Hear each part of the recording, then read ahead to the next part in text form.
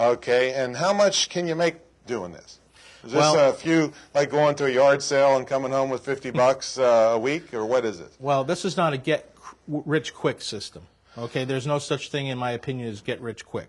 Okay, but the average case that you're going to handle is anywhere between $15,000 and $20,000, and your commission is going to run anywhere between $2,500 to $2,800 per case.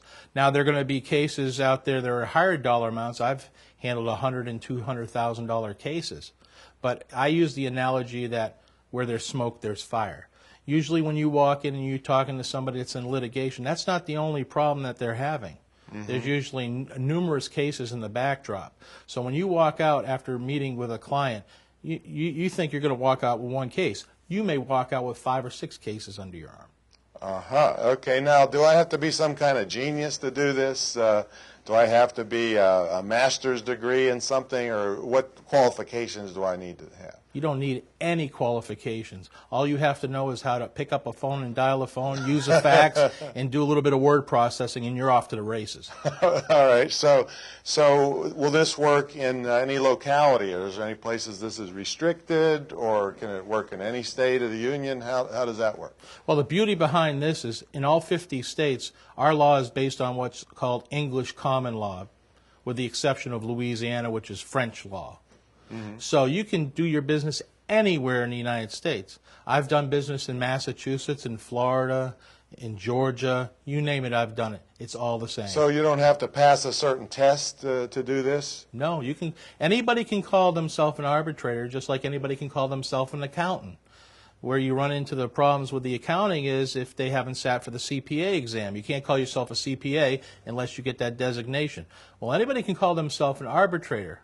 And there are a few people out there right now that are calling themselves arbitrators. But there's no regulation, there's no licensing, there's no nothing right now. It's wide open. So how do you collect the money from the folks? If they're in trouble anyway, how are you going to get your share and make sure that all this work was not for nothing? Well, that's a good question, Tom. Obviously, we don't want to do work for free. Right. Okay, so the way I structure my business is I take a small retainer in the front of the case when I first have them sign the documentation. Will you take a check? Yes, I will. Checks in the mail? No, not check in the mail, but it has to be a certified check. Oh, certified or check. a money That's order. The difference. Yeah, certified check or money order. I want to Okay. make sure that I'm getting paid, of Right. course. And then when I conclude the case, I get paid at the end. Now, to get back to your question about how can I assure that, a lot of times what I'll do is I'll have them to take the settlement amount of money plus my fee and put it in escrow. Okay. That way they're not spending it because somebody came into their business and they had to pay for an invoice or something, and then at the end of the case they come back and say, well, Jim, I don't have the money for you now. Because we don't do financing in this business. Right. We're not a bank. We want to get paid for the work that we do. Tom, another question your viewers may have is why on earth would somebody engage an arbitrator over an attorney, especially when they're dealing with a litigation? That's simple. Attorneys work on a principle called billable hours. Whether or not they settle the case for you or not, they still get paid. We work on results, meaning if we don't go ahead and settle the case for them in a manner that they want, we don't get paid. Ah, well, that makes a big difference. Absolutely. Now speaking of lawyers, you're going to be dealing with some attorneys and lawyers. So is that hard for you? Actually, no. When you know how lawyers think and you know how lawyers talk and know what the industry is all about, it's easy as 1, 2, 3. Because attorneys are not going to be confrontational with you because their goal is they want to get as many cases off their desk as possible. No attorney wants to see the inside of a courtroom. I'm thoroughly convinced. Because it just takes too much time for them, and they could be working on more profitable cases. It's right? all about numbers for them. If they're a collection attorney, they may have 100, 150 different cases going.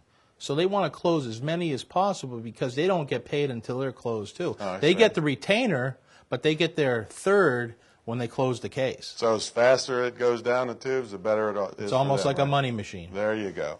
All right, now, where does a person in this business get accounts? Where do after you give them the first one, then what do they do? Well, I teach them how to get an unending source of leads so that they never have to worry about cases. It's very easy once you know how to do it. They say knowledge is power. Well, it truly is in this industry. There's plenty of business out there, right? Absolutely. I actually did a little search before we came on today through LexisNexis. in 2006, there were 75 million civil litigations filed in the United States. 75 million. And another 100 million judgments were filed in 2006. So You think there might be a there's little plenty market of there? business out there, that's for sure. Now, is it really similar to a collection business? No, we're not in collections at all. Collections are a different animal. We don't get into collections because it's not very profitable and it's very regulated.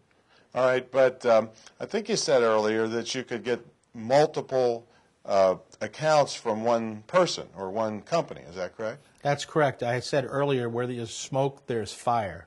Usually if somebody has a litigation problem, chances are they have other cases that are pending. Maybe they haven't gone to litigation yet. Maybe they're still with collection agencies. But yeah, there are numerous cases usually you can walk out with. And usually, unfortunately, people usually have tax problems too. They rob Peter to pay Paul, and they forget Uncle Sam, and they forget their state.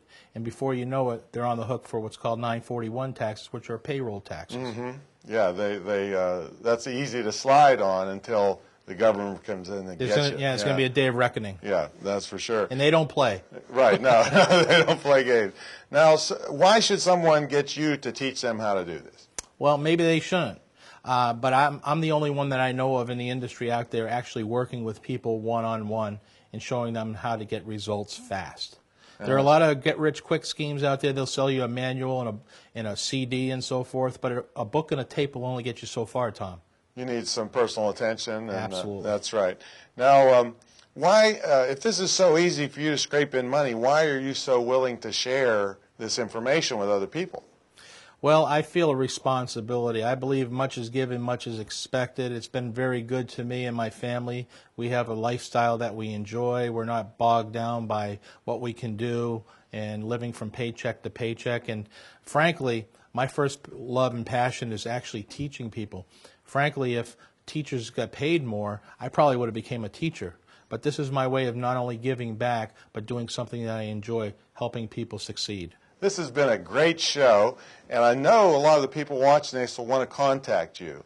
So, if you're seeing this on DVD, folks, look at the phone number on the DVD label. If you happen to be seeing it on a website, and what website is it, James? It's www.negotiatingforaliving.com. Negotiatingforaliving.com. This show's been really great. Will you come back and see us again sometime? Absolutely, Tom. Thanks for having me. Beautiful. Well, folks, negotiating for a living, how to make a six-figure income on a part-time basis. We've been with James Gage. I'm Tom Antion, and we'll see you next time.